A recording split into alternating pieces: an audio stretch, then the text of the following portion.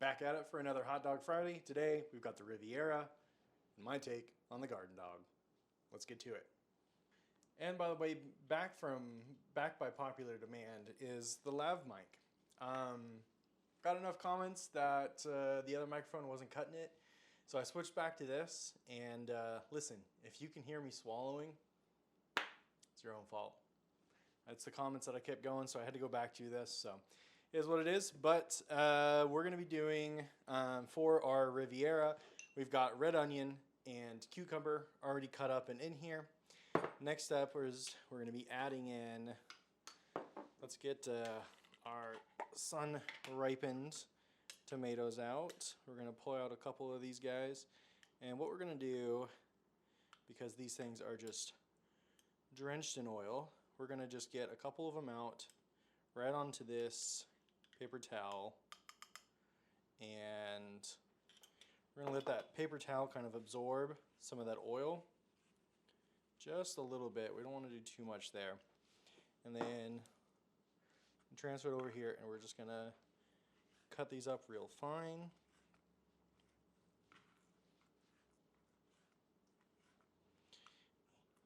And once you get your onion cut up as fine as you want, go ahead and just throw it into our mixing bowl here.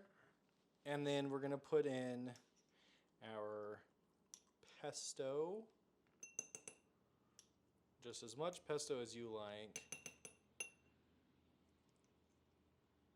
I think we might do just a little bit more. There we go. That's what we want. Then go ahead and just give this topping mixture a good toss. And that is going to go right on top of our hot dog.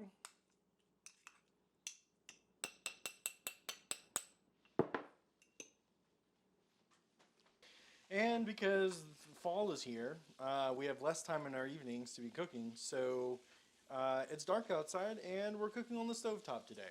So here we are. Alright, let's start building our Riviera. First up, we are going to mayo the bun here. We toasted both of our buns today. We're going light on the mayo. I want to make sure that there's plenty of moistness going on with my hot dog, but I also want to make sure that the flavor gets to come through. So we have our mixture here, and we're just gonna, you know what, we're gonna make this a little bit easier on ourselves and put it right there. So let's go ahead. There we go. That is our Riviera. Now for our garden dog, we went ahead and also toasted the bun. We've got some melted Swiss cheese here. Plop the dog down on top of that. We're going to do a couple of tomatoes. Let's see if we can't. And then we're going to bury it with some coleslaw. Been a while since we did a coleslaw dog on the channel. Just like that. And that's the basics of our garden dog, but we're going to add one more ingredient here. It's going to be pepper. Just give that, you know, a little bit of an accent color here. And there you go. That's our garden dog.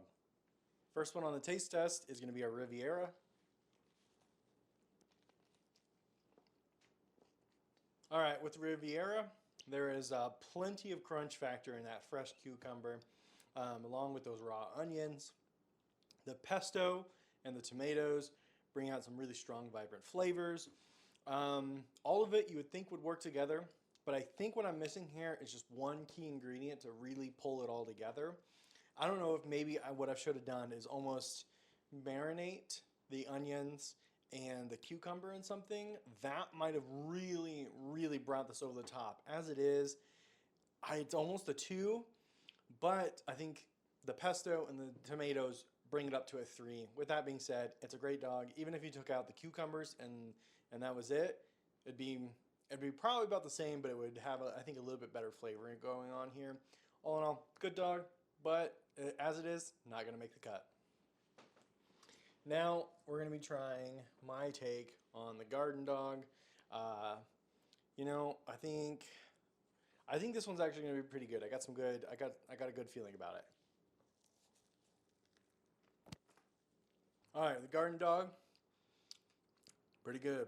The melted Swiss cheese, perfect addition on this dog. If anything, I would have just put the dog down and then put the cheese over the top, just to kind of blanket that hot dog. I think that would have been a better choice. That being said, coleslaw on a hot dog is always a fantastic choice. It's been a while since we did a coleslaw dog, and I'm glad we're doing another one right now. It's the last one of the series, but I think I'm going to give this guy, let's give it a 4. A lot of fresh, good tastes going on here, good flavors, so I'm happy with it. It's definitely making the cut. Cheers.